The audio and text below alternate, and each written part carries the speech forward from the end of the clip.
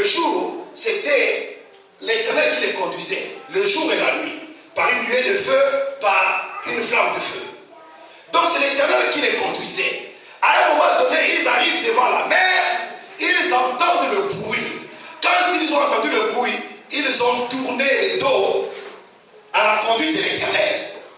Ils ont focalisé leur regard sur la réalité. La réalité n'est pas la vérité. La réalité, il faut que vous compreniez ces choses. Ce n'est pas parce que c'est réel que c'est vrai. Le mensonge est aussi réel. Je ne sais pas si vous arrivez à me saisir. Ce n'est pas parce que quelque chose est vrai que vous l'avez vu que cela est réel. Non. Les gens jouent la comédie dans les salles de cinéma, dans les spectacles au théâtre, mais ce n'est pas la vérité.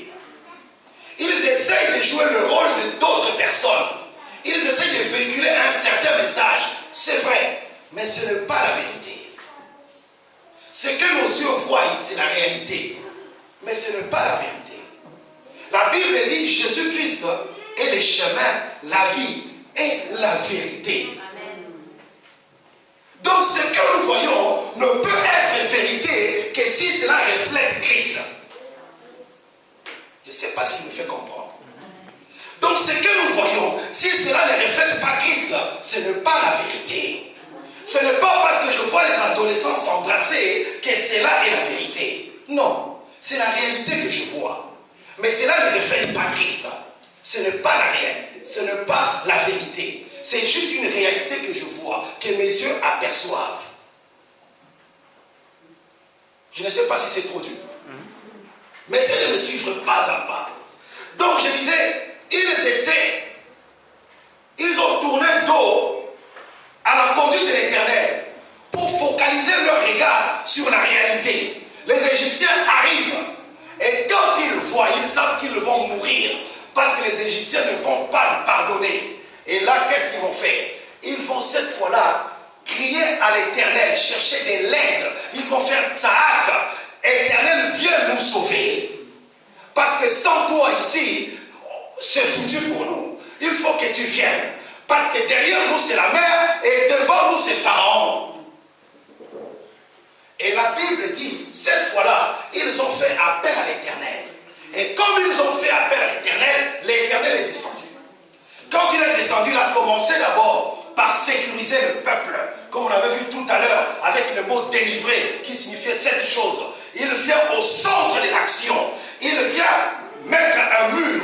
Quand nous lisons la Bible, nous allons nous rendre compte qu'à un moment donné, les chars de Pharaon ne pouvaient plus avancer. Pourquoi? Parce que Dieu avait mis un mur pour empêcher que l'Égypte avance, le temps que lui travaille. Donc il y avait un mur qui arrêtait le char. Les chars ne pouvaient plus avancer. Et pendant ce temps, Dieu maintenant va sortir son peuple de la gueule du lion. Nous sommes toujours dans le monde natal. Donc là, qu'est-ce que Dieu va faire? Dieu va fendre la mer. Il va dire à Moïse, étends ta main, étends ton bâton. Et la Bible dit que la mer va s'effondrer. Pour ceux qui ont déjà été en Israël, la mer Rouge, ce n'est pas comme la Seine. C'est une vraie mer. Où tu es là, tu ne vois pas l'autre rive. Les jours où j'ai fait une croisière sur cette mer-là, j'ai réalisé la grandeur de ces dieux-là. Cette mer qu'on ne voit pas l'autre rive, mais notre Dieu a été capable de frayer un chemin pour que son peuple traverse. Et la Bible dit que le peuple a traversé toute la nuit. Pour vous dire que ce n'était pas une courte distance. Le peuple a marché toute la nuit. Et au petit matin, le peuple était de l'autre côté. Donc c'est une assez longue distance. Et quand Pharaon s'est engouffré là-dedans pour aussi traverser, la Bible dit que tous les chars d'Égypte sont restés dans l'eau. Donc il y a véritablement un Dieu qui va répondre. Donc ce matin, j'aimerais te dire, dans la situation dans laquelle tu te trouves, la situation la plus terrible, la plus difficile, il y a un Dieu qui est prêt à répondre. Mais ce Dieu-là ne demande seulement qu'à ce que tu deviennes juste. Parce qu'il ne répond pas aux cris de tout le monde. Oui, les prières, nos prières, Dieu les entend, mais il ne répond pas. Depuis que tu as commencé à prier, ta situation n'a pas pas changé. Tu crois que c'est Dieu-là qui a inventé l'oreille, qui a donné les oreilles aux hommes. N'entendrait-il pas? C'est Dieu-là entend mieux que quiconque. Tes cris que tu pousses, il les entend. Mais ce sont les cris de la douleur de ta situation. Ce n'est pas les cris d'appel à l'aide à Dieu. Tu n'appelles pas Dieu à venir intervenir. Mais ce matin, j'aimerais que tu changes ton cri. Que ton cri devienne un cri de ceux qui appellent Dieu à venir intervenir. Et mais ce cri-là n'est réservé qu'aux justes. Les justes, sans réfléchir, ils crient. L'Éternel entend, l'Éternel descend. L'Éternel agit, l'Éternel délivre. Donc, derrière ce matin, c'est juste là. Donc, j'aimerais ce matin t'inviter avec moi à prier ce Dieu Tout-Puissant. Nous allons nous lever. Nous allons dire à ces dieux-là, nous avons écouté ta parole. La parole que tu nous as envoyée ce matin. Ta parole nous a touchés.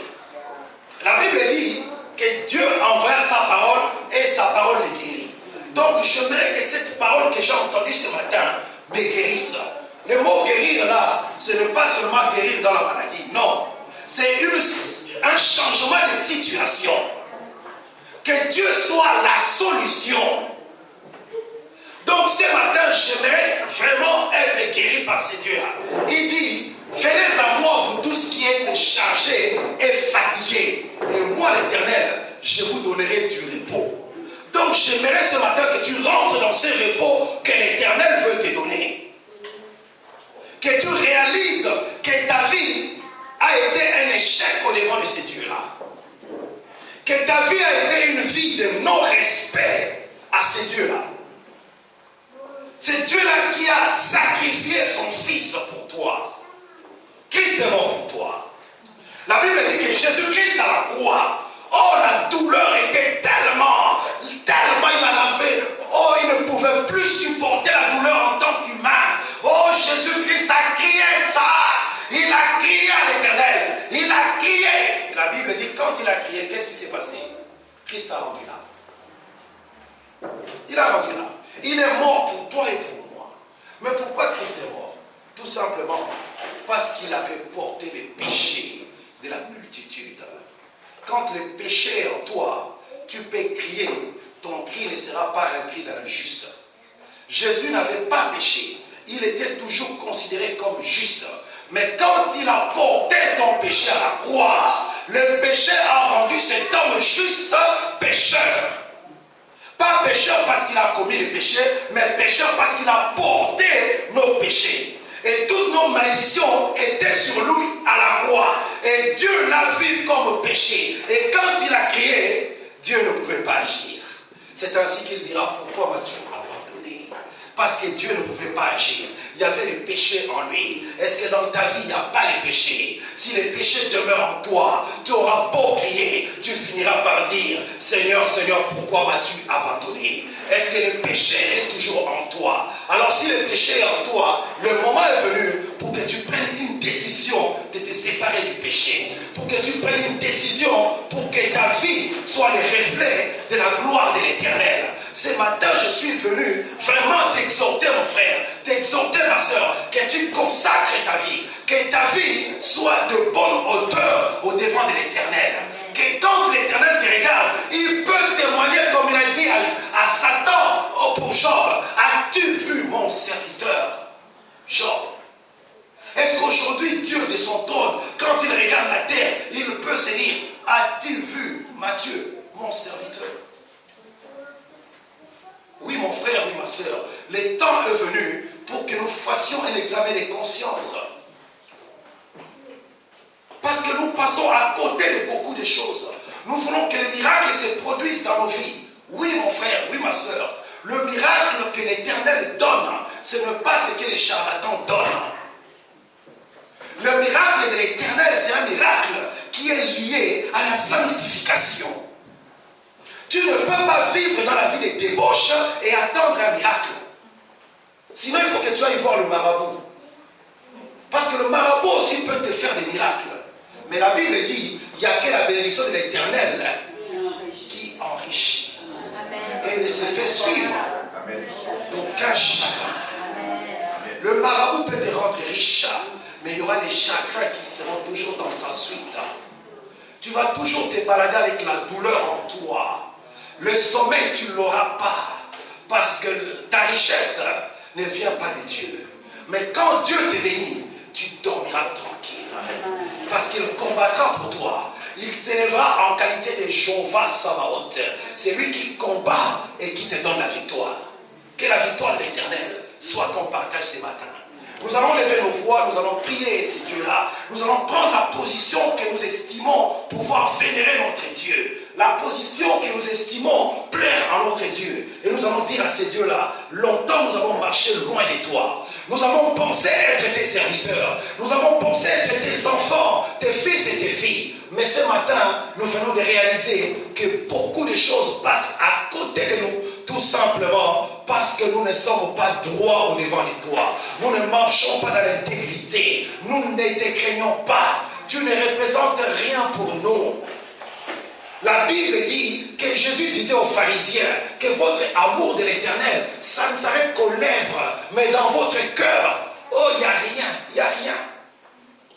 Ce matin, nous ne voulons pas être comme des pharisiens. Nous voulons vraiment que cet amour soit de l'Éternel, parte de notre cœur. Nous allons donc nous incliner devant ces dieux-là et demander humblement pardon à ces dieux tout-puissants. Père, Dieu éternel des armées, toi qui as connu ton peuple, Seigneur, ce matin nous venons devant de toi, Père, pour t'élever au-dessus de tout, pour te dire que sans toi nous ne sommes rien. Père, nous avons longtemps marché hors de tes voies, mais ce matin, Père, nous voulons que tu nous tiennes par la main et que tu marches avec nous. Pas comme nous voulons, mais comme toi tu veux. Ce matin, Père, nous voulons que nos vies soient un parfum de bonne odeur au devant de toi. Que tu puisses tirer gloire dans notre marche au quotidien. Oh oui, Père. Le mensonge a été trouvé en nous, c'est vrai, Seigneur. L'impudicité a été trouvée en nous. Nos yeux se sont attardés sur les choses qui n'édifient pas. Mais ce matin, Père, nous avons pris conscience que si ces choses demeurent en nous, tu auras juste de la compassion, de la pitié pour nous. Mais nous ne pouvons pas être bénéficiaires de l'alliance que tu as contractée avec Abraham, de l'alliance que tu as contractée avec Christ, avec Jésus notre Seigneur. Oh oui, Père, ce matin, Seigneur, nous venons devant de toi. Toi qui as dit, venez à moi, vous tous qui êtes fatigués et chargés, je vous donnerai du repos. Nous voici devant de toi, Père. Nous avons péché, Seigneur. Pardonne-nous, Seigneur. Pardonne nos iniquités, Père éternel. Pardonne-nous, mon Dieu, mon roi. Purifie-nous par ton sang, Seigneur.